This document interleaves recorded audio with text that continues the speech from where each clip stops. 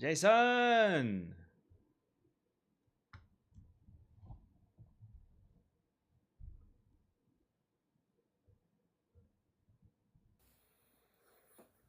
Hello. Hello. Can you hear me okay? I can hear you. Good.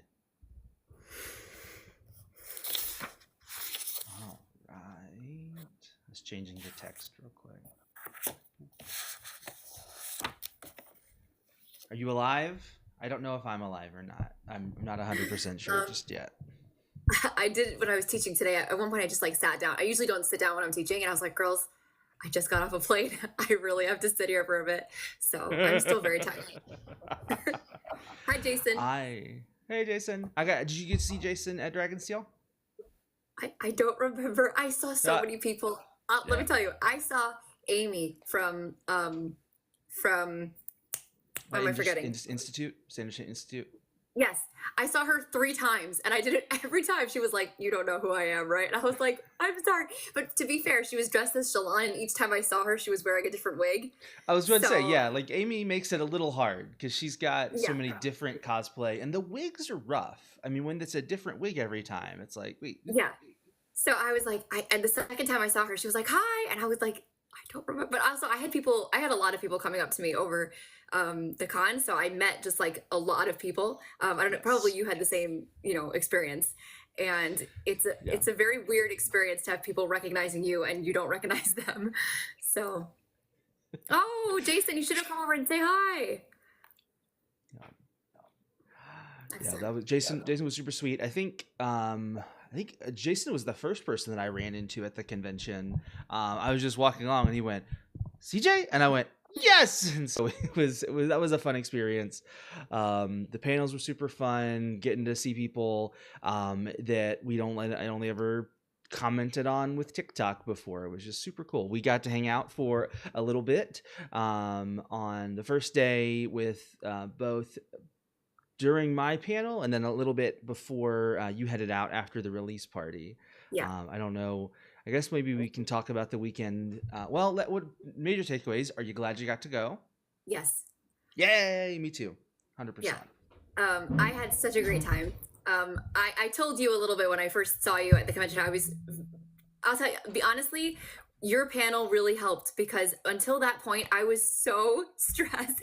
In fact, I had people come over to me on Friday and they were like, "I was going to come over and say hi to you, but you looked so just stressed." And I was like, when I first got there, just the sheer amount of people, I didn't know where I was going. I was by myself. It was extremely stressful. But then when you messaged me and you're like, "Are you coming to the panel?" And I was like, "Yes, now I have like a goal, something to do. I'm gonna go see somebody that I recognize." Yeah. And so then I got there and I was like, "Oh, CJ's here. At least I'm not by myself." And then when I sat down, because I got to your panel pretty early, because I wanted to come say hi, and that was when all of a sudden people started recognizing me, and because you had up my painting on the screen, and I was just sitting there by myself and somebody goes, "Is that you?" And I was like, "Yeah." And then all of a sudden I had like a million people coming over me, so that was pretty fun. That's awesome. Yeah, I used the super spoilery Knights Radiant family picture with Dalinar and everybody else. Yeah. You wanna come in? You wanna talk? Maybe my wife's here. Possibly? You're thinking about it? Sure. Okay. Come on. I can't hear anything now. You can either use your headphones or you can use this. Which one would you prefer? You're going to sit there? I can sit. I'm going to sit here. Okay. We were starting off general. Are you glad that you went? Did you have a good time? Was it a success? All that fun. Okay. Yeah. I think it was fun. Here. I can't hear yet. Oh, I keep turning it on and off.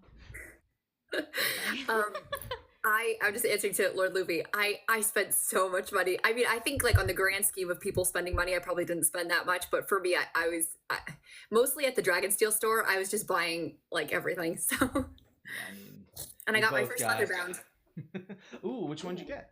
I got Warbreaker. It's a beautiful leatherbound.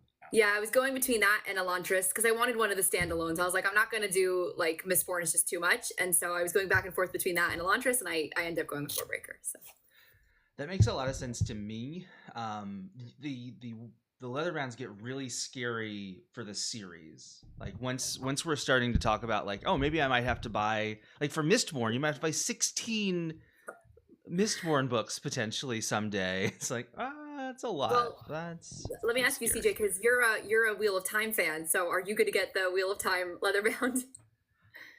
I don't know. Am I gonna get the the Wheel of Time leather bounds? Probably. It's hard. We love that. We both love that series a lot. One of our first, not like one of our first was we did a Perrin and Fail a couple of years into cosplaying. They're two people from that series, and so it would be lovely. We'll They see. were We'll in see. our first year, Was it first year? 2018. We started in 2017, very Okay. end of it. Okay. Gosh. Yeah. So that I think it's an interesting. I guess I don't know if it's a tradition now or not, but like last year he announced the Words of Radiance Leatherbound plan, and then this year it was Wheel of Time. So it feels like he's kind of got like each commencement speech. I'm gonna do a leatherbound announcement, which is good because it maybe like sets the expectations of like, okay, don't expect me to announce like a movie every year. Like I'm gonna do this kind of announcement each year. um What did you think of his speech overall? Let's talk about that a little bit. yeah. I was watching it. One, if you're ever going to Dragonsteel with kids, my recommendation is to just go back to your hotel room, stream it on YouTube, sit on your bed, give the kids food, let them lay down. That's what we did. It was lovely. We had another friend come over. They joined us. And being able to just listen to Sanderson while we went through our story card decks, which we can talk about this nonsense in a little bit and all that was at Dragonsteel. And just then you just listen to Brandon talk, and it was lovely. I thought it continues to be a good theme from Brandon, which is like encouraging the community to be the best version of itself that it can be. There was a couple of points, oh gosh, where it was like it reached this philosophizing point of like, all right, Brandon, pull it back a little bit, like it's okay, like we're with you, you don't have to. But I thought it was a lovely speech and a lovely sentiment of, you know, the fandom needing to continue to represent the kindness and gentleness that I think we do for the most part almost all the time. Yeah. Him starting off with like Robespierre, I was like, this is such a Brandon thing. Like, I was like, does anybody, like, how many people in the audience are getting what he's talking about here? Like a real, but so I thought that was really funny. But I agree with you. I really liked the message. And it was actually interesting because I was staying at a house with a bunch of people, and when we, like, the first day that we got there, so I had brought like some of my art books, and this year I had a lot of like ACOTAR fan art in my book, because this was the year that I read ACOTAR, and somebody's looking through them, and they like made kind of a snide comment, and I was like, no, I was like, it's not, you can't say that, like, just because it's not for you, it doesn't mean it's not well written, and blah blah blah. And then I was actually sitting next to them during that speech, and I kind of looked over and I was like, see. So that was pretty funny. But yes, but also I was so incredibly lucky that I was sitting like 15 feet away from Brandon. That was such a cool experience. Somebody gave me their VIP badge, so I ended up being able to go in like early, and so that was really incredible. But yeah, I agree. I thought it was a really good speech, and it was really, and I heard from a lot of people. Somebody messaged me today who's like just starting their Cosmere journey. She's reading Mistborn, and she said, oh, I listened to that speech and my respect for Brandon went up so much because he said that. And, so I thought that, so I really like that too. Yeah, I mean, I take it for granted at a certain stage, but it is just something really wonderful about this group of people that you don't have at most conventions, you don't have in most fandoms. There was a creator, like a content creators panel, like Will Shaping and Light Weaving, that happened, and the panelists there all were talking about how, like, this community, you have a good sense of community together. Like, you don't have the lashing out at each other, oh, I'm this, oh, I'm this, oh, I'm this, unless you get into some really weird corners of the fandom. But for like 90% of people, you're like, oh yeah, you're an awesome person. One of my favorite moments that like crystallized that, or emblem was a good emblem of it, was last year. I was getting ready to run the Stormlight RPG for my friends, and Sir Banana Orange Cucumber, Madi, like walked up. I had no shoes on, and he and another group of people were like, "Hey, we're gonna go get pizza. You want to come get pizza with us?" Person that we've not even like said 2 words to yet. Like, there's just this welcoming. Hey, we're all a group together, and we're all welcoming each other. Just awesome. Yeah, it was really nice. And so many people, like so many of the vendors who, like, I knew, like friends of ours, they were like, "Oh, you can come and sit with us." I went and sat with Melinda, the Cosmo chick, for a little bit, and we just like sat and talked. And it was that, honestly, for me, that was the most fun, was just getting to see all these people that I had met, and to hang out with them. And yeah, you're right. It was also both the way there and the way back. Everybody on my flight was Cosmere Stormlight related. So you're like, sitting at the airport. Did you guys have this also? That like just everybody on the plane, like I'm walking onto the plane, I hear the person behind me talking about Kaladin, the person in front of me, and then on the way home we were all reading the book. And I actually had this moment where I like looked over, and on the seat like across from mine, this guy like mouthed to me, "Is it good?" And I nodded, and then I like picked up the book and I showed him like how much of it I had read. And he was like, "Yeah." It was such a cool experience. Like I said to my mother that like the only other time I've ever experienced anything like this is the fact that I'm Jewish. Like that's sort of the same thing that happens like when you see somebody who's Jewish anywhere, you have something in common. And that was the only other like reference that I've ever had. But this was sort of the same experience of like meeting people and then being like, "Oh, we have something in common." And that was just really, really cool. Did you hear about the B4 gate? No, was this like I heard about the whole Chull plushie thing. So this was, yeah, so we'll talk about the Chill plushie thing in a sec. But this was somebody on Discord. I don't know which Discord. My wife was in it, actually. I think maybe because she sent the picture to me. But it was one of the airlines announced, "We will be boarding soon for Bridge 4. For the non-invested, that's B4."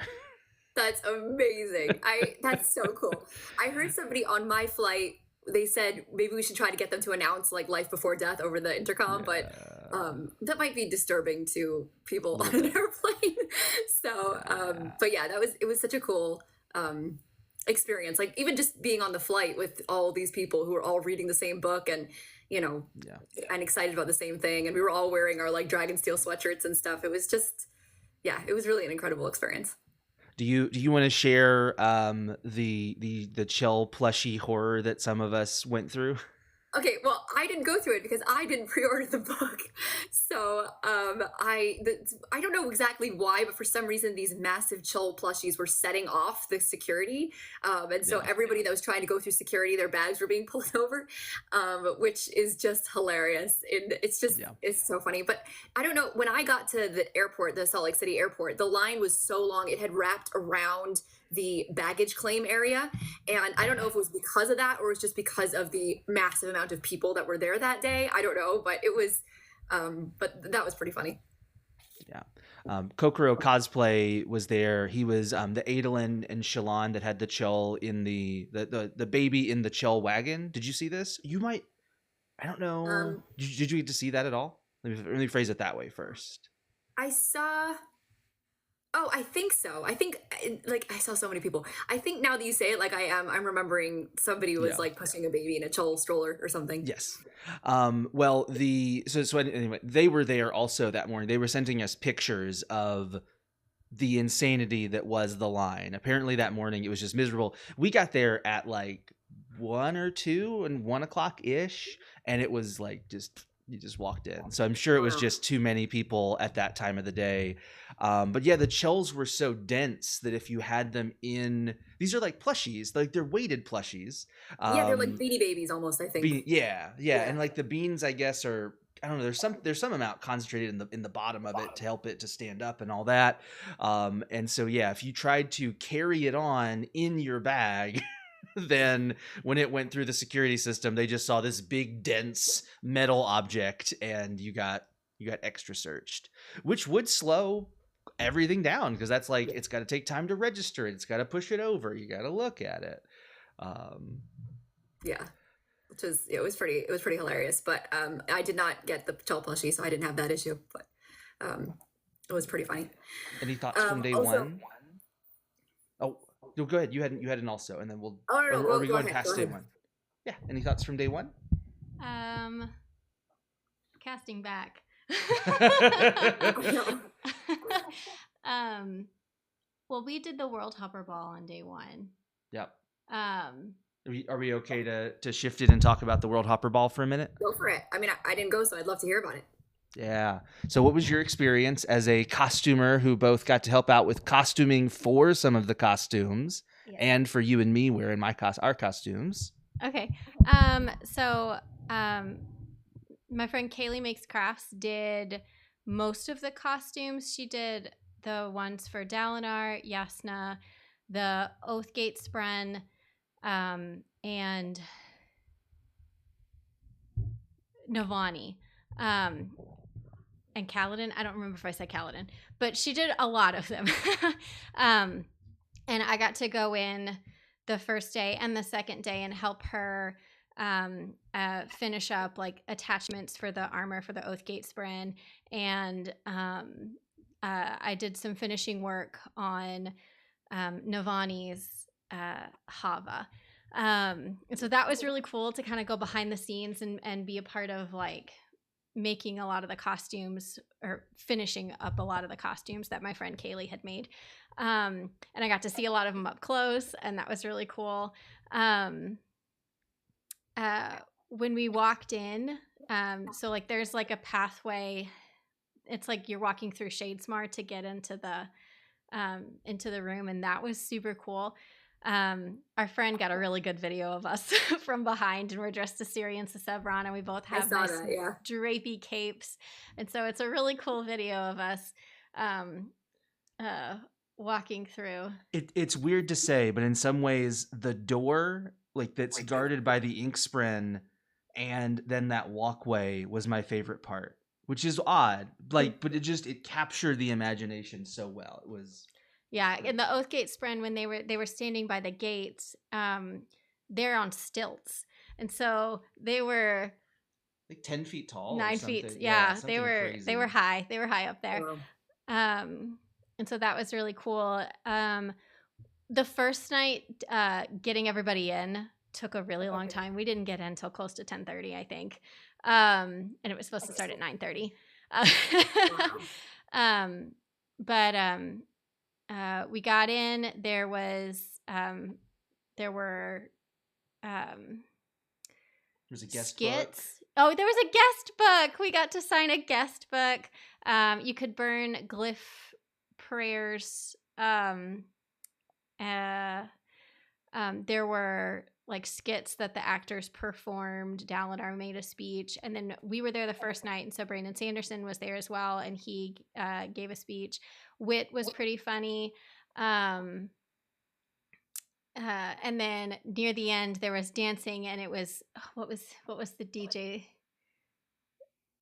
It wasn't Kaladin depressed, but it was like sad boy Kaladin, or like DJ Stormblast or something like that. And it was a bunch of like, they played real quick, we've got a celebrity in the chat right now, because the DJ, not the night we were there, but one of the other nights, the DJ played Lord Lupi's Zeth Sun Villano Truthless of Shinovar mashup with Chapel Roan at the dance party, and I think Seth caught a video of it like at the very tail end. But it's apparently that sound is getting out there. People are seeing it. Brandon used it. I know, yeah. I was feeling very like celebrity adjacent when Brandon used it. I was like, I know that guy. So yeah. One of the songs he played was "Welcome to the Black Parade." It was a lot of like depressed boy music that first night. Yeah, which is the stuff that I listened to. So it was a lot of fun. Do you want to talk about the Herald?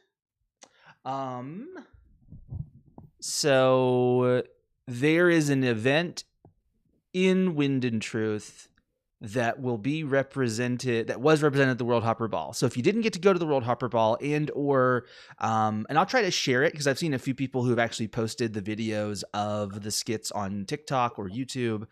So if I find one that I like, I'll like share it and then save it up a little bit.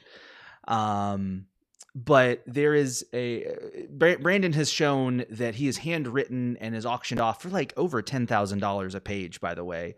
Handwritten writing of Wind and Truth. One of those scenes is Shallan remembering her wedding day. And so there were very interesting and fun lore bits that were for those paying attention, like my wife, because I was distracted. I was like, oh, I'm gonna wait for them to talk, and then all of a sudden there's a person being shooed away from the wedding. Out by Wit. Yeah, Wit had to drag a person away from the wedding. I won't say who, because I do think that touches into some spoilery territory, and we're trying to say super non-spoilery tonight. But it was exciting. Yes. I'll say the other thing too is if you're thinking about it for future years, I think it's definitely worth it. I think they're only going to improve.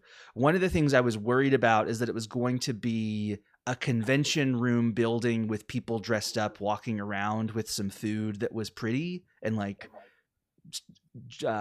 changed up a little bit, but they had modified the pillars to become columns. They had put up drapery. They had changed the floor patterns, like everything that you could do. The only time you could feel like you were still in a convention center was if you looked up and saw like a section of ceiling. And if you're there in that room, why are you looking straight up instead of looking at Shallan walking around or, any of those things? So I think it's definitely worth it. I think they're only going to make it better each year. The food situation was a lot better than I thought it could have been because you just could go up and grab food. We are not drinkers, thankfully, because the drink line, especially that first night, was awful. It was, we had friends who sat there for an hour waiting for a drink. They were not worth waiting for an hour. So we waited until the very, very end. We literally got the last 3 drinks that were available that night and walked out of the door with them. So it was perfect. Gotcha. Would you let's say for me, who I can't eat anything there, would you still recommend that it's worth it for me to go? Oh yeah, I would say the food was the least important part of it. And honestly, like we were in all white. So I picked up some food and she looked at me with like, what are you doing? the look of horror that she gave me. But yes. I would say and I would say that the storyline would have to be interesting to you. So like depending on what the centerpiece of the ball is. And this one was pitched as Adolin and Shallan's like wedding reception. It was Adolin and Shallan's wedding. And then a reception as well. So I think that they'll probably be better about... Basically, if you think you know what they're trying to do with it, go with that rather than maybe what they officially call it. Because for me, when they called this the reception, I was like, well, that implies you don't have the wedding. Right. So, but it was lovely. Yeah, Lord Loopy says, imagine how bright that stain would be on the God King. It would vibrate. But it was a blast. We were out until at least midnight and then walked back home and managed to get our book bundle with like a 2-second wait. That's the other thing, Dragonsteel folks. If you want to go to Dragonsteel Nexus next year, I think you'll probably have better line issues. Probably, but at the same time, even if they sell more tickets, I imagine they'll still sell out next year. If they do, just pick when you're going to stand in lines. I strategically made sure that I never stood in any of the 1 hour to 2 hour lines. Shayndlart, I don't know when you got to the Dragonsteel store, but most of the weekend, if you went at a random time, the line was like 2 hours, 2 to 3 hours, to get in, buy, and then check out. But I went at a chosen time, like an intentionally, okay, there's not anybody here. And it was like 20 minutes. On the last day, everybody had moved over to trading story cards. This was now the 3 hour line.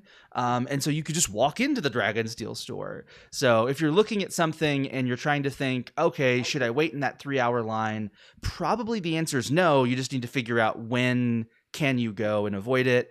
Like when Brandon was doing his spoiler Q&A, there was almost no line to get into Dragonsteel. That was when you went? Yeah, because I saw the line and actually there was somebody waiting at the front, the Dragonsteel employee. And I said, how long is the line? She said, it's like over an hour. And I was like, and she said, come back a little bit later. And then I figured during the spoiler Q&A, I was like, I can watch this on YouTube and they're going to be talking about stuff that I don't understand anyway. So I'm going to go during that. And it was pretty fast. I mean, it was still like a bit of a wait, but it was pretty fast. Okay. Jason says it looks like, it sounds like Dragonsteel will be using the other side of the convention center next year. I am intrigued to see what that looks like. I have never even messed around with the other side of the convention center.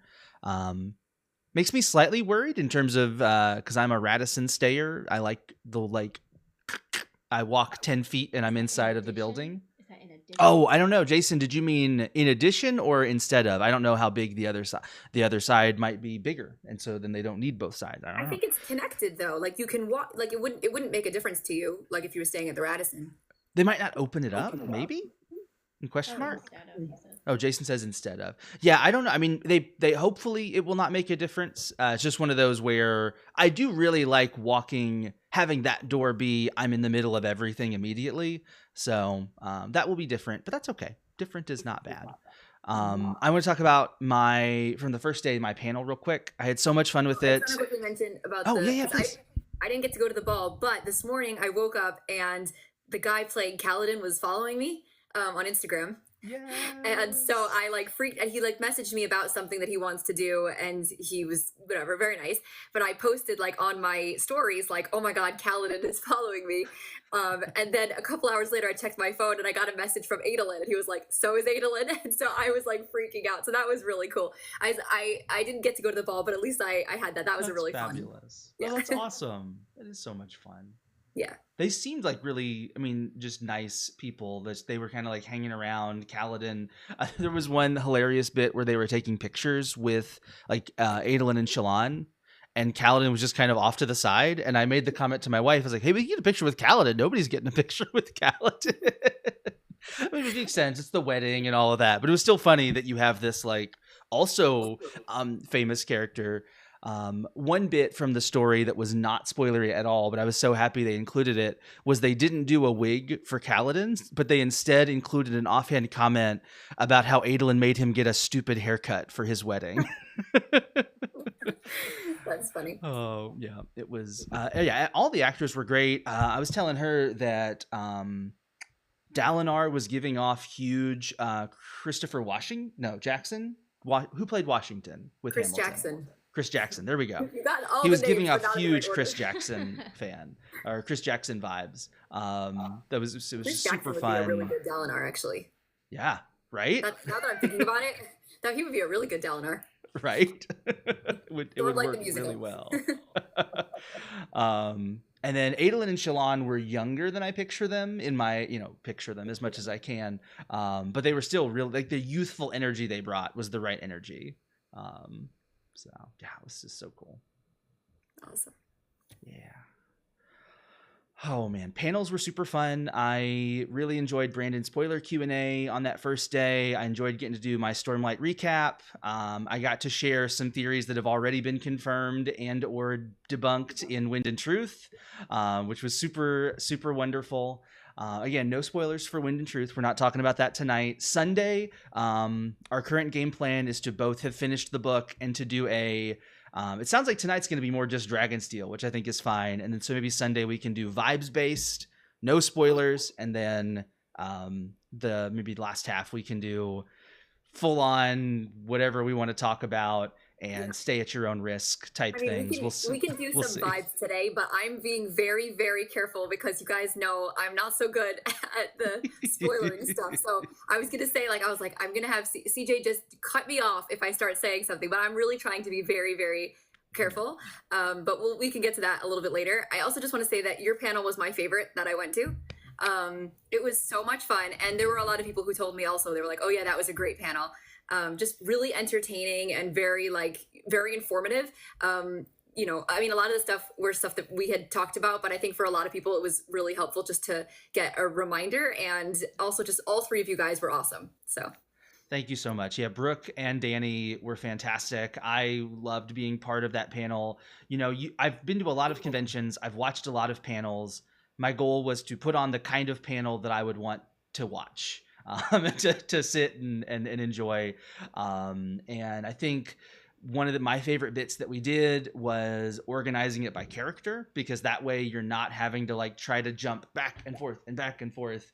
I was proud that I managed to avoid any Wind and Truth preview chapter spoilers. I got really close at one point. Like I had to stop myself going, wait, no, I can't say that. I can't talk about that. We talked about the Shana Mama theory, which was wonderful. And I held myself back from talking about the prologue change, because you can't talk about the prologue change because the prologue is a spoiler. But I think my favorite comment that I got from it was I met Andy, who is a new mom. Like, she's not a new mom. She's got 6 children, but this is her 7th child on the way. Found out like right before Dragonsteel, she was at the panel, and she said that when she read Danny Mata's Dalinar crisped his wife slide, she laughed so hard that she peed. And I was like, that's great praise. That's awesome. That we tried to make it both fun and humorous as we went. Probably the best joke was that we included a slide for questions or theories from the audience. It was the most aspirational slide ever. There was no way we were going to have time to do that. Yeah, no, but I thought it was perfect. And I liked that you had the countdown, because that made it like really easy for me to go, okay, I know how long we're doing that. It felt so fast paced and so like entertaining. It was just like really well structured. I'll tell you, like, I went to a bunch of other panels that I also enjoyed a lot of them, but even the ones that I really enjoyed, there were times that I started like looking at my watch and checking my phone, because I was just getting a little bit like, okay, let's get a move on. And I didn't do that for yours, like the whole time. I was totally engaged. So yeah, I don't know that it would work for every kind of panel, but that like we used the phrase breakneck a lot when we had a couple of meetings with Danny and Brooke of like, okay, we want this to feel we are just moving through this, because we have to. Like if you stop, you lose so much time. Like, how are they going to do this all in like 1 hour, 45 minutes? But you did. You certainly did. So no, it was so much fun. Oh, thank you. Let's see. It was new for me with the redesign of everything was shuffled around. Places where there used to be the game room was now Brandon's main stage, and but it was still the same wonderful convention, still same great people. Let's see.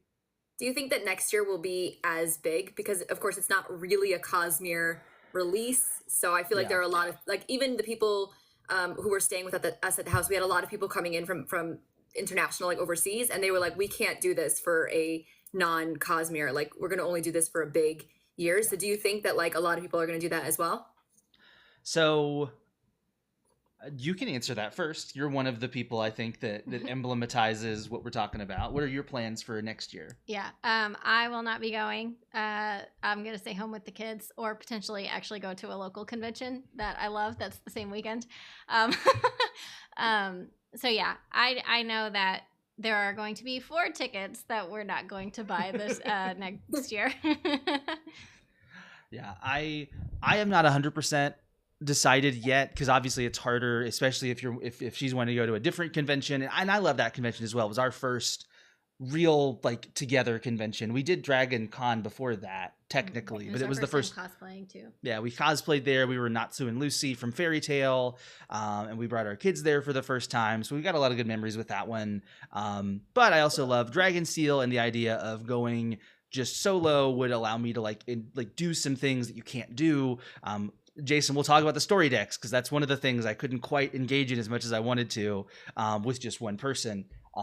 So we'll see. But to your point about how will it look, I think it'll still sell out, because I think there were so many people who wanted to go that couldn't, that now they'll be like, okay, this year I can go. But I'm interested to see, because really there is that Stormlight 5 impetus of like, oh, I gotta be there for Wind and Truth.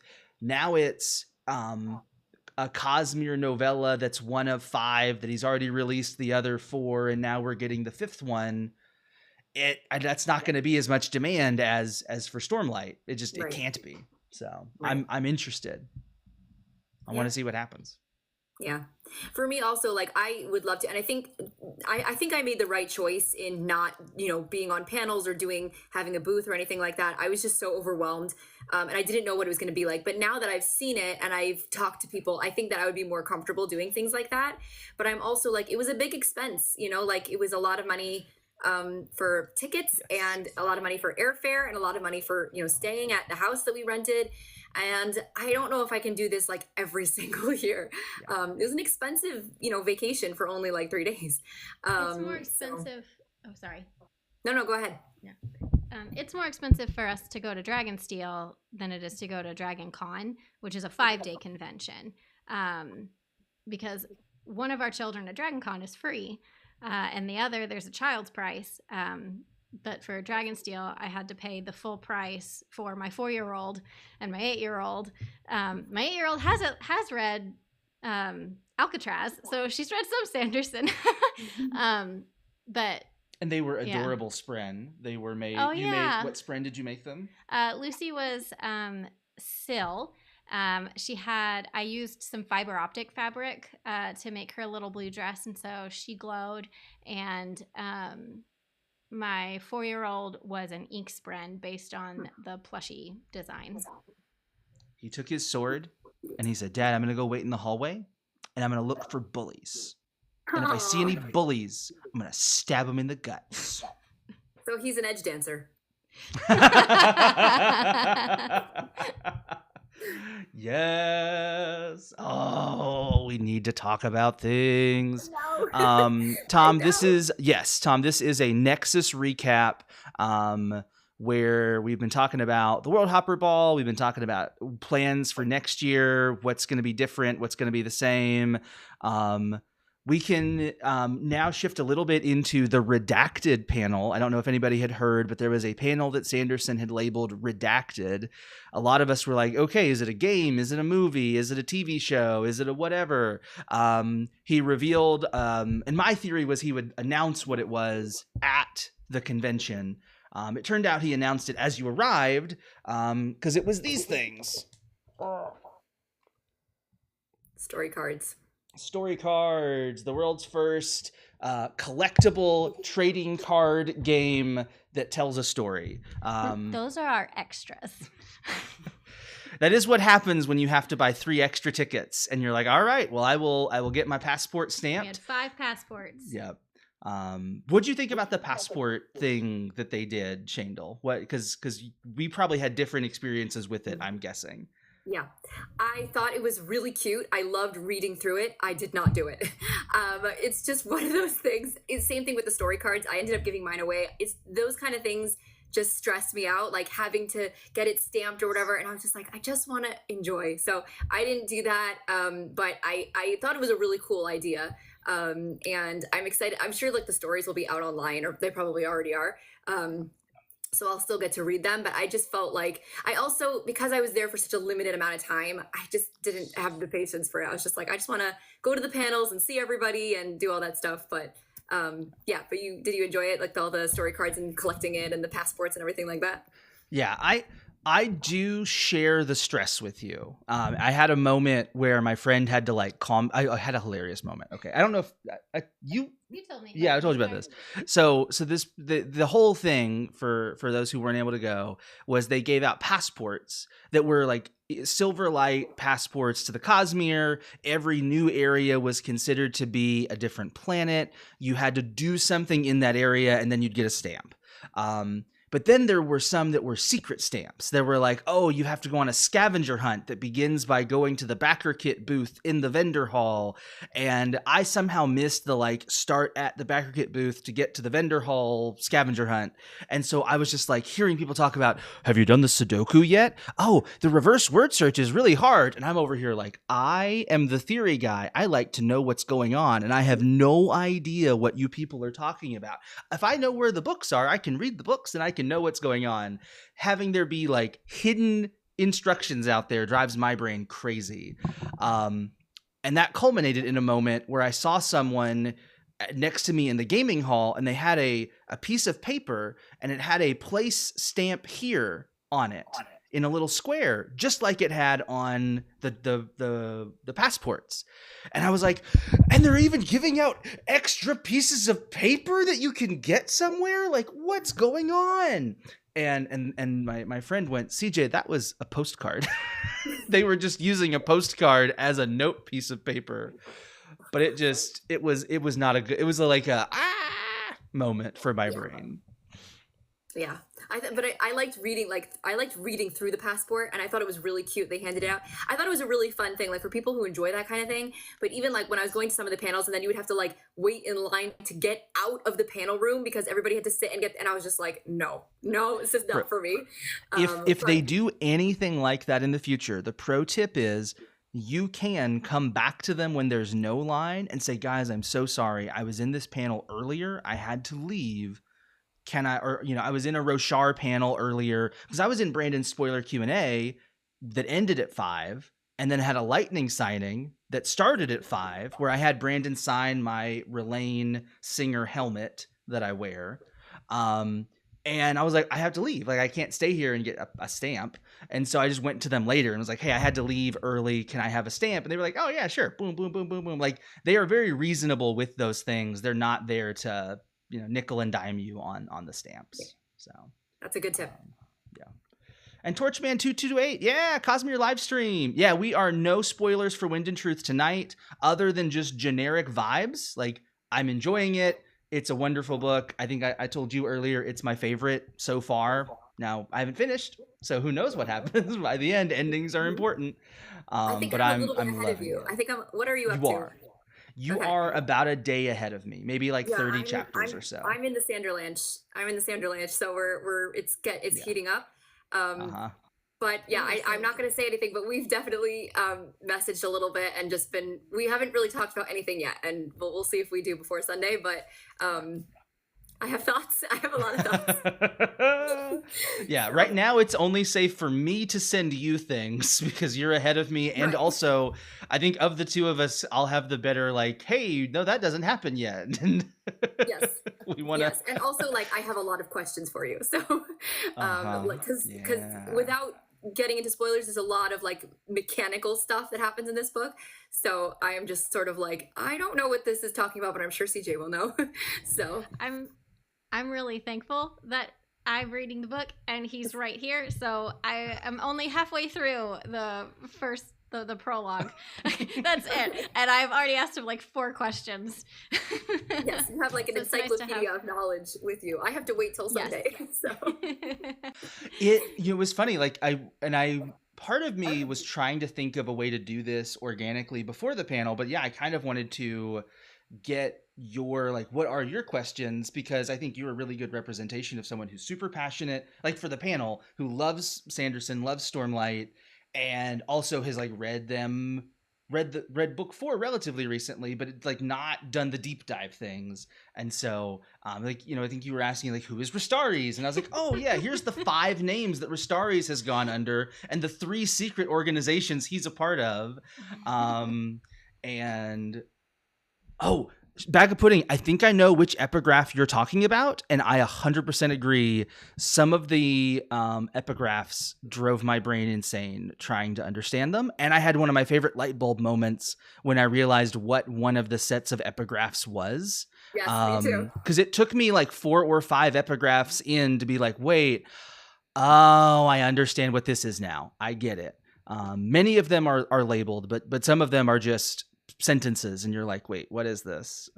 Which I know exactly as a fun pattern, it does appear that if you have an epigraph that doesn't tell you what it's from, it's a letter.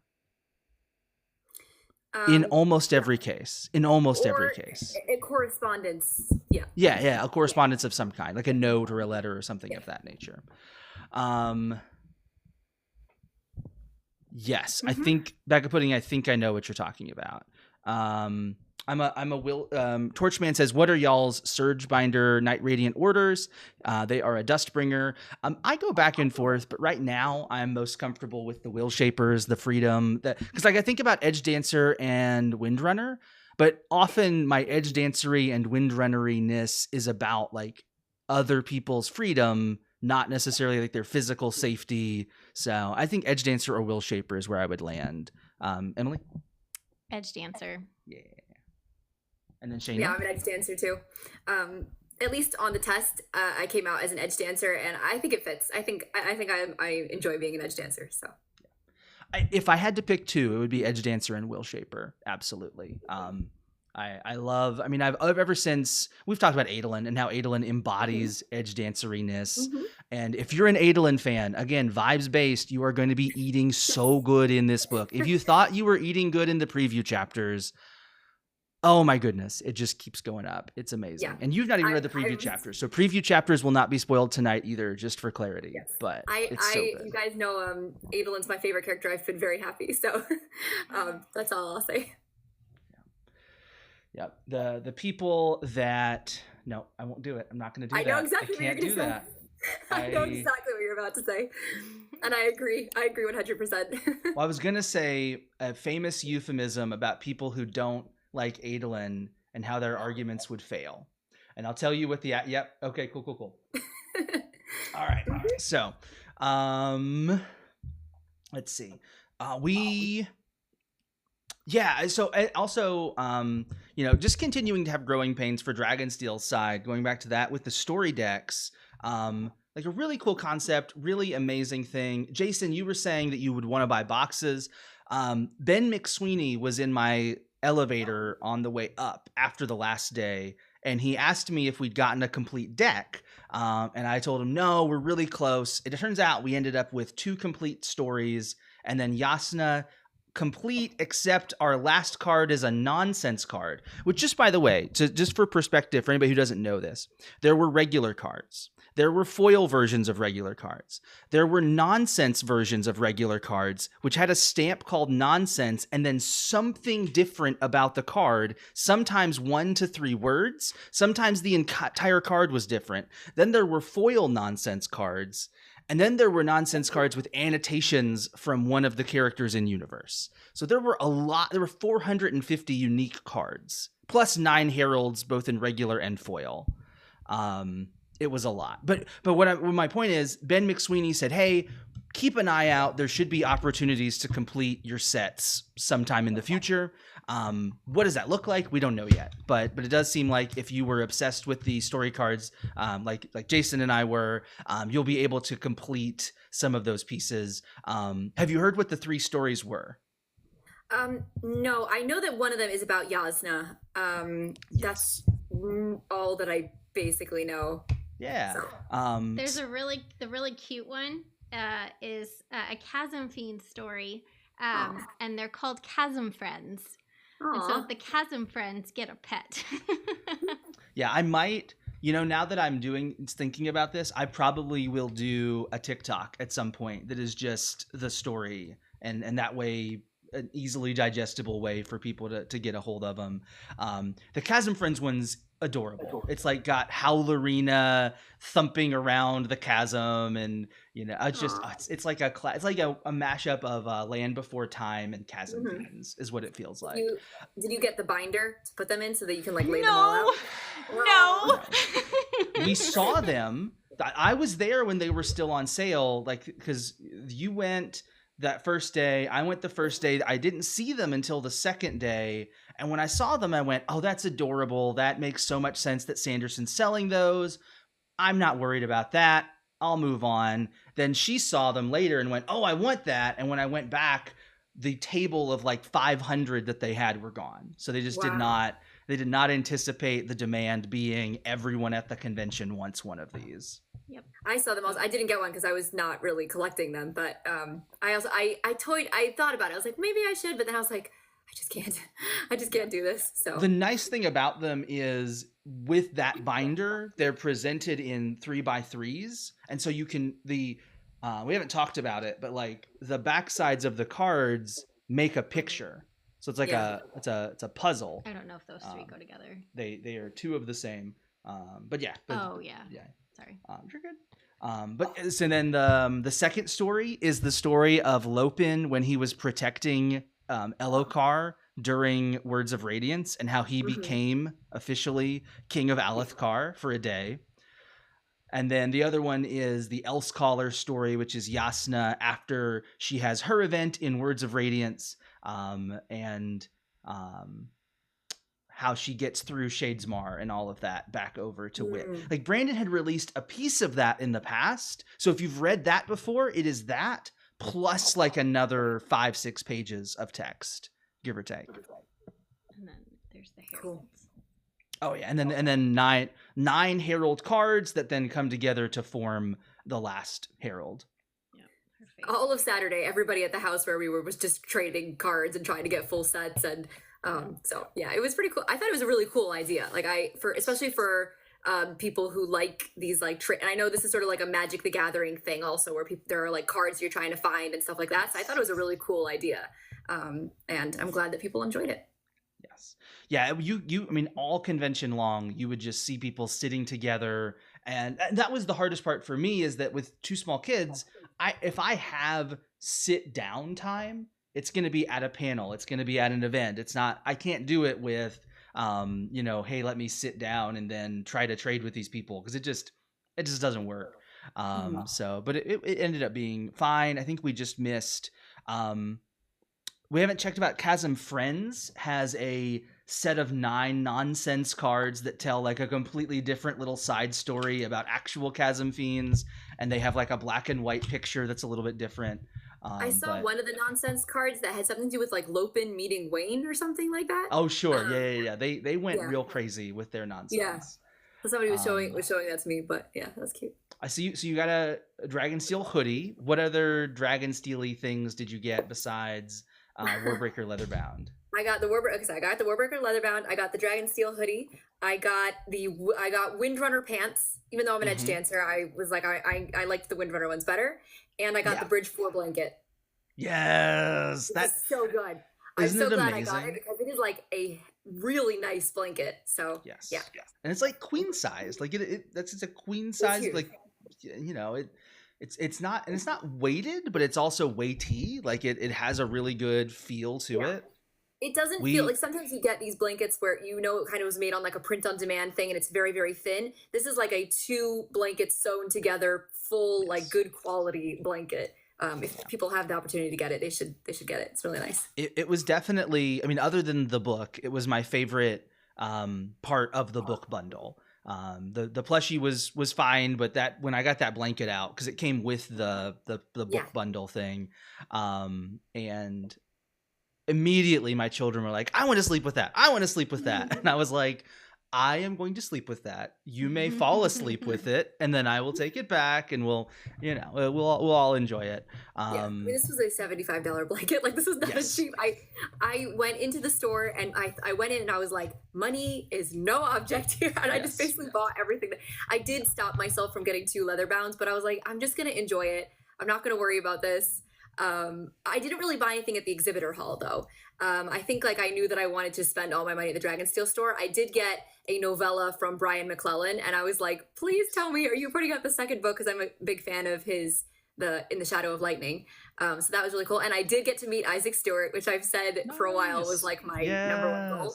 I almost didn't do it because I got so like anxious about it. Like I got so, and I was like, I can't do this. And then I was like, if I don't do this, I'm going to have to go on that live stream and say that I didn't do it. So I got in line and I met him, and I showed him some of my artwork, and I gave him my Instagram, and he was really nice, and that was super cool. That's awesome.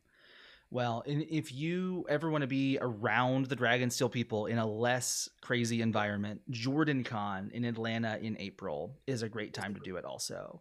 Because it is like forced smallness. It's in one hotel. You don't have the insanity that you get with 8,000 people. But every time I've seen Isaac Stewart or Peter on Brandon's team, like they're just all super sweet people. And I'm sure he was super excited to see your work and talk with you about it and all that stuff. And yeah, I mean, there was kind of a line to see him, so I got a picture with him, which was really nice, but I didn't want to like take up too much time. But he was really, and I was like, can I show you some of my artwork? Like I was so like shy, and he was like, yeah. He's like, oh, it's great. Like, give me your Instagram. And so that was a really cool moment. And yeah, and also just like walking around the exhibitor hall. I think that was also one of my favorite things. I got to just walk around and see all these people that I've known for so long. I got to meet Katie and Melinda, and Colby was super nice, and just like so many amazing people. So Yeah, I was sad Marie was not at her booth when I walked by. And she had an amazing, I guess it was auctioned off, but it was a tableau of all the Bridge 4 people doing Bridge 4. And it was the first art piece that I've seen at a convention where I was just like, I want that. Like I that, and I didn't get to buy it because they were like, oh, I don't know if it's for sale. And I was like, so I'm going to have to look into their online store or something and figure that out because it was just really cool.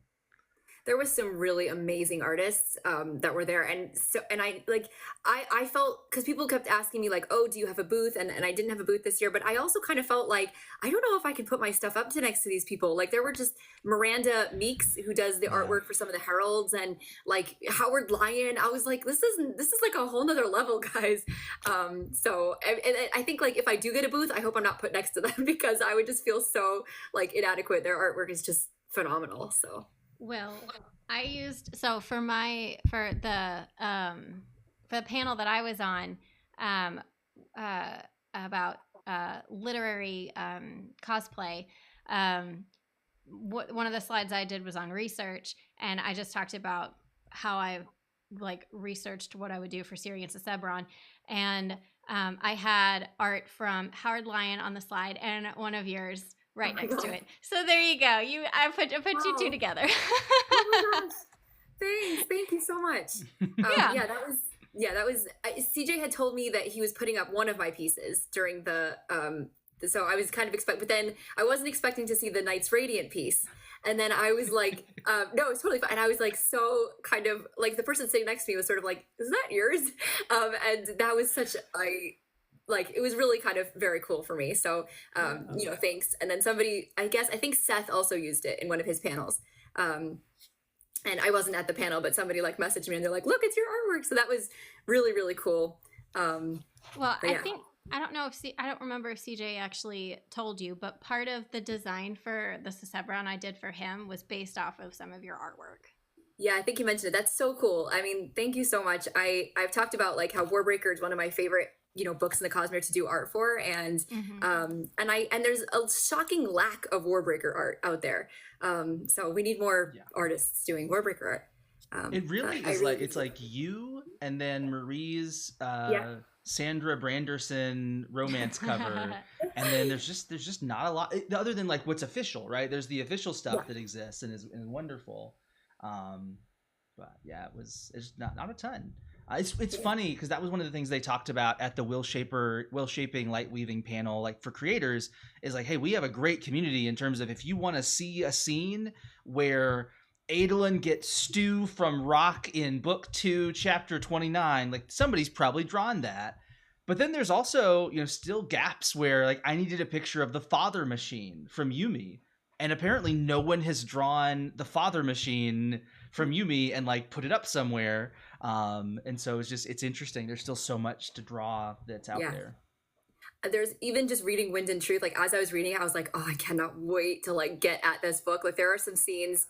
I mentioned on my Instagram, not spoilery, but there was a scene already that made me tear up, and that's really hard to do. I don't cry while I'm reading, and I got really emotional. I was sitting there in the airport, like, very emotional. So there's just some phenomenal scenes that I cannot wait to draw from this book. Nice. Have I gotten to that part yet? Question mark? Yes. Okay, this cool. is shoot me a DM with it. And I posted that, and I think I accidentally scared a lot of people. This was a sad, sweet scene. This was not a sad scene. So, and those are the scenes that I get I would say it's more similar to the Kaladin Tien scene from Rhythm of War in terms of emotional. I'm not saying what characters or anything like that. I'm just saying like in terms of like that kind of emotion rather than like, oh my God, the Teft scene or something like that from Rhythm of War. Yeah. What about, and this is vibes completely, because the back of the book talks about the spiritual realm and not talking about who is involved. Has it been as confusing as I think a lot of us worried it would be for you? Yes, but not in a bad way. I think it's intentional. So I would say that my mother was asking, my mother and my sister were asking this, and I said, CJ's good. I know I do this every single time. I'm comparing it to the sixth Harry Potter book, where it's a lot of learning about the past, and it's not. So that's, I guess, the best comparison that I would have. It's not that confusing, but it's also kind of intentionally confusing because the spiritual realm is confusing. So I would say that as a reader, you'll be able to follow it for sure. Don't worry about that. But also, it's a little confusing. So. I don't know how anybody's gonna take that, but yeah. No, I agree. I think there's good like handholds to like grip onto of like, okay, this is certain, this we can know this, even as other things are very confusing. What are you most worried about going? She said multiple times, I don't know if I can start reading this book. I'm worried about what's going to happen. Yeah. Like I said, I think I'm only like halfway through the prologue, but I just want everybody to be okay. Physically, emotionally. Yeah. No comment. Yeah. Did you see the Esquire article with Brandon? No. So it came out like while we were at Dragonsteel that he had written 3 different endings. Oh yeah. Given them to 3 different groups of beta readers, scrapped all 3 of them, and then took pieces from all 3 and made a new 4th ending. And he's called it his biggest gamble of his career. I know, that worries me because, like I said, I'm in the Sanderlanche right now, and things are heating up, and I'm going, I don't know. So I've been loving it so far, and I hope that it doesn't end on like to be continued. That's my biggest fear right now. I don't think it will, but that would be my biggest fear. Yeah, I'm gonna keep that. Yep. I think it's important for both, and no matter where you are in the book, it's not Hero of Ages, right? It's not the end of an era. It's the end of an arc. And so I haven't finished yet, but I mean, it's the way that Sanderson has described it is don't think of it as much Hero of Ages. Think of it closer to between a Will of Ascension, Hero of Ages type ending. I'll be honest, it's giving the Hero of Ages vibes. Just not because it does feel like it does feel like an ending. And I haven't gotten to the ending yet. Yeah, we're getting whether it's good or not, we're at least getting endings to things. I think that's a positive for me. Yeah, and I think that so it is like, and it's also that like heart pound, the way that like Hero of Ages is sort of like nonstop, like go go go. That is how I'm feeling with this book also. And we've talked about like the preview chapters. We talked about feeling like it was a little bit slow or a lot of setup, and that's, I think, a good thing because it's sort of breakneck after that. I was talking with my wife about how for Shallan, for some of it, you're like, all right, it's been 6 weeks and Shallan is still on her way to infiltrate people and do things. And I'm gonna say something that's gonna shock you. This is my favorite Shallan. I don't think that shocks me at all. It's the best Shallan's ever been. That makes a lot of sense. This is the best Shallan has ever been. Yeah. Since Way of Kings, for sure. I've talked about how I'm not the biggest Shallan fan. She's got some amazing stuff in this book. And I've said that this book is like, there's always the main character of the book, right? Like Oathbringer is Dalinar's book and Way of Kings is Kaladin's book, etc. So this book is Seth's book. That's not a spoiler. That's, everybody knows. I would say the secondary character, because there's always like the 2 characters. Adolin is the secondary character in this book. Yeah, we go to him a lot, and it's all good stuff. Every single scene with him. I think Venli's even doing a little bit better. I was always a Venli fan. I do worry that with her having like a journey arc at one point where it's like, oh, we check back in. Yep, I'm still on my way. Yep, I'm still on my way. It's like, I could see readers not enjoying that. But I've enjoyed everything. Like there's not been a point. There's no point where I'm like, oh, we're back with this person. Man, every time I'm like, all right, there's something interesting that's going on here that I want to know more about. Yeah, I think for me, Venli would be the character where I would be. But to be honest, her chapters are pretty short when you get to Venli. Yes. It's not like that does help a little bit. But like you're saying, it does feel a little bit like it's just kind of movement. It's not a lot of like character necessarily. But everybody else is fantastic. Yeah, it's just. Can you imagine if we'd had to read all of, like, because where we're at now, around chapter 100, that'd be 200 weeks, 2 chapters a week. Could you imagine trying to read it 2 weeks at a time over 4 years? I was trying to think about that, and I was like, how are we going to do this? Because I started the book Friday night, and I'll finish it tonight, I think. And I'm going like, how we're gonna have to talk about like how we want to structure it going forward, because I don't remember half of what I've read. So we'll have to like figure out how to do that. But there's just so much happens in this book. So yeah, it really is.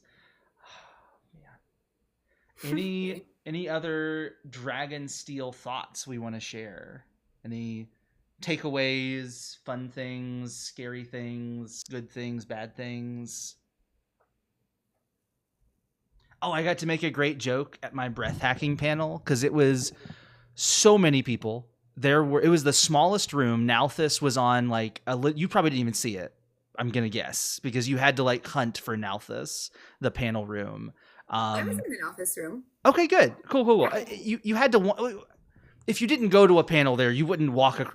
You would see Scadrial maybe if you walked out of Roshar. You'd see. Is what I'm getting at. You have to choose to go to Nalthis. It is over by Coat Check and VIP room and things. Yeah, you were, Jason. You were there. But I made the joke because there were like 500 people waiting to get into the room, and people were standing in the back of the room. A lot of interest in it. But I said I've heard of standing room only, but today it's breathing room only. You got your puns in. I did. You enjoyed your panel. Yeah, I got to be on a panel with a bunch of different cosplayers, and that was really fun. Yeah, that was a fun experience. I've done panels and workshops before, but it's always just been myself. So being on an actual panel of people was really cool, and I also really enjoyed the people asking questions and being able to respond to some of those questions, and and getting to talk about cosplay, which I love to talk about. Yeah, it's so cool. I think like that, I had sort of two minds about it, because of course the main day that I was there was Thursday. I was there all day Thursday. And then I was there for Friday morning. I was there until about 2:30, and then on Saturday I was only there for like an hour at night. And part of me felt really like, I saw all you guys got together and did a picture, and I was like, oh, I wish I could have been there. And there were some amazing panels that I would have loved to go to. But at the same time, I don't know how you guys did 3 days of that. I mean, I was so done at the end of Thursday. By Thursday night, I didn't even do the World Hopper Ball. And I was like collapsing. I was so tired. And I don't know how people do 3 days of that. Like, I got to Friday night and I was just like, but it was actually really fun. Gary, the Cosmere junkie, came over to the house where we were, and that was super fun. And he and his wife came over, and they were there till like 12. So that was really fun. But like, I don't know how people did 3 days of a full convention. I was exhausted. So we're pretty well practiced at this point, doing it with kids. Yeah. And this convention, we spent no money on food. So we've even like over the years, we've improved our ability to like keep it as cost effective as possible, get ahead of the hunger for the children. But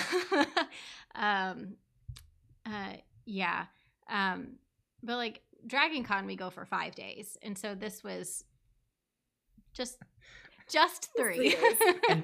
and DragonCon doesn't stop at 10 or 11 or 12. DragonCon, there's stuff going on at 2 a.m. and 3 a.m. and 4 a.m. and which we don't do because we have children. Yes, usually. I did make the mistake, and I think I can label it a mistake at this point, of after the World Hopper Ball, we got home, we got out of Sesebron and Siri, And then I read Wind and Truth until like 4 a.m.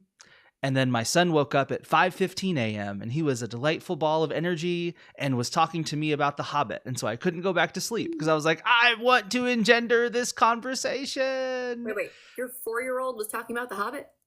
Yes. So it was, well, okay. So here's what happened. He's been watching the Lego movie and playing the Lego movie game, which has Vitruvius, which looks like Gandalf. And so I was putting something on the TV. I was moving through the channels trying to find something to just be like, hey, just watch this while I try to rest for a little bit.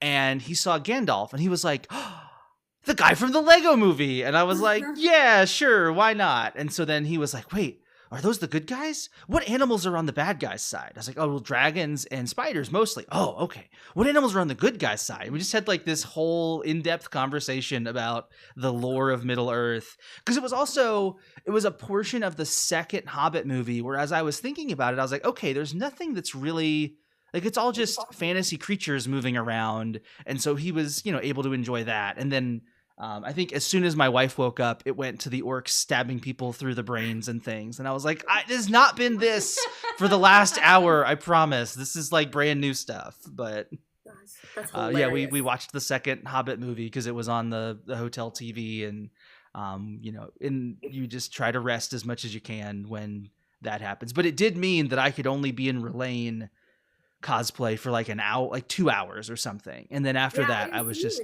done. I didn't see you in your Relaine cosplay. I saw you getting ready for Cicebron, so I saw a little bit of that, but I didn't really get to see you in your cosplay, which was sad. But I saw you showed me pictures though, so that was cool. Yeah, you had a great cosplay weekend. I felt like your kids were. I got the kids in their cosplay by myself. And it was the first time they had worn them too. I wasn't available to help them get ready. And he he got all their pieces on, and the first time's always a little tricky because you're trying to make sure everything actually works. That's so cute. Did they have a good time? Like, I feel like, was there enough for them that was like kid friendly? No, this was not a convention for them. They enjoy shopping in the vendor hall, and they enjoy greater access to screens than is typical. I think it's one of the balances. Like, we definitely, if I had been paying attention the first day, I would have gotten them into the Stormlight Storytime panel. But it was only like, I don't know, like 20 or 40 kids or tickets or something. But it was like, I assume it's Wit or somebody telling some of the stories from Stormlight. I don't know. I if you went to that panel, message me because I want to know. Like, I need to find somebody who went there. There was also a craft room that I think like in future years would work out really well. The almost 5-year-old and the 8-year-old are going to butt heads more than not right now if I have them next to each other. And so we didn't spend a lot of time, but the craft room had a lot of really cool crafts that were free to do. So I think that would have been a fun thing for them to do. The problem is, like, we're trying to go do things that we're interested in. And then once we've done that, we're like, okay, let's release them now to go like rest in the hotel room or do something. So it's hard to balance what you're doing versus, like, they might enjoy it, but it's going to be really hard to get them to that place to then be able to enjoy it, to then be able to get back, to then go to the next thing. And so you have to balance what you do and when you rest and all that. And how long they're willing to be in cosplay. Because Lucy, her cosplay was a little more uncomfortable than she usually does.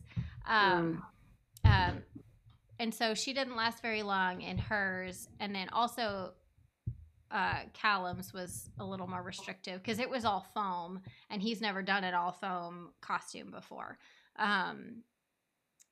So yeah, he probably, like, I got some pictures, and then I was like, fine, that's good, in or out, whatever you want. But there was a lot of like getting into cosplay and then getting out 45 minutes later. Yeah. And it's been really important. Oh, go ahead. Yeah. You're feeling. I was like, I was feeling overwhelmed. So I can't imagine for like a little kid. It's just, and then or being a parent and trying to like not lose your kids in that amount of people. Oh my god. Oh my god. Happened to me once. What? You lost a kid, or that you were lost? A little bit of both, but we were walking towards the trading card Silverlight Mercantile booth. And as we walked, I stopped at the booth because that was where we were going, and my son did not stop. He kept walking, and I was engaging with a staff person to be like, hey, let me confirm this. And my other children were walking up behind. So it was two of my children and then Callum, my 4-year-old, and Callum was in between us. And so in my mind, like the two coming up behind will see that like there's not like a worry there. And then I'm looking around and I'm like, nope, he's not here. And he had continued walking on. And so I was like, all right, let's just pretend let me just imagine if he kept walking straight ahead, where would he end up? And he was standing there with two wonderful women who just were like, hey, is this one yours? Oh gosh. Yeah. Did you and guys? He just gave a big smile, and he was fine. It was all good. Yeah. I walk with my children in front of me, or holding my hand. It does tend to avoid some problems. Yes. Oh gosh. Did you guys do the Hoyd's museum? I mean, I think you've been to not this year. I didn't make it in this year. I went last year. I really enjoyed the outside. They had the Thunderclast on one side. They had a couple of people in Shardplate. They had the giant shoal. They had a chasm fiend.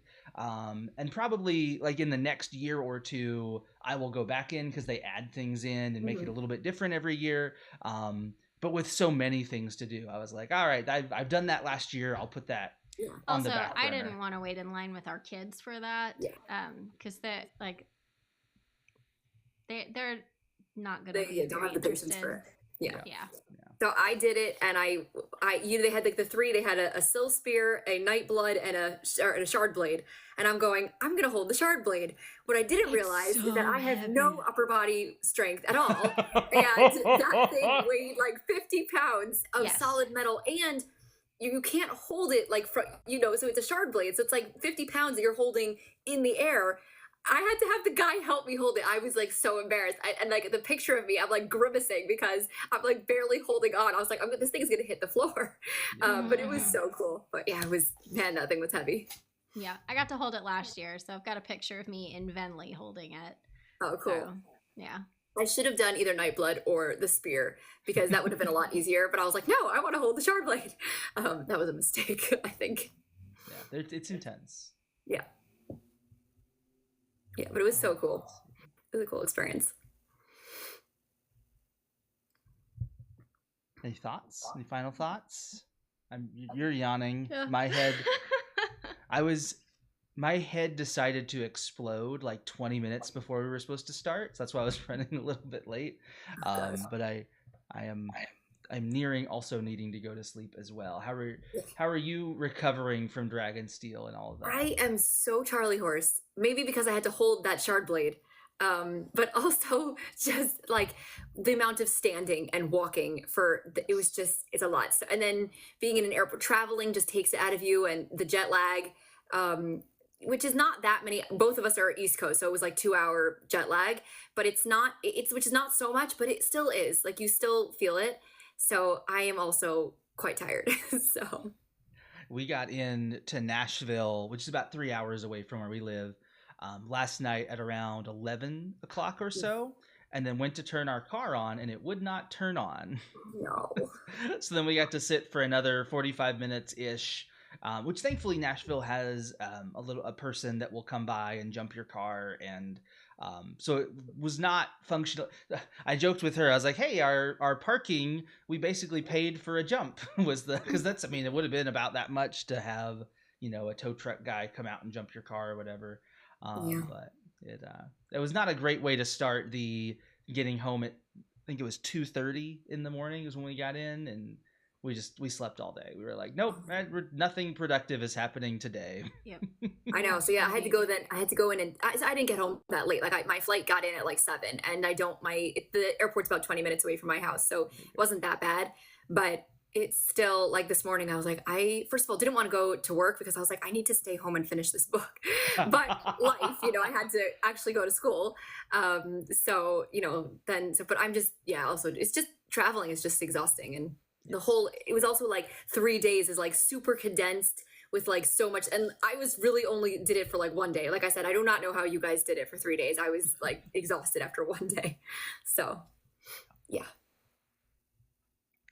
It was a lot of fun though. Yeah, That's so much fun. it was really cool.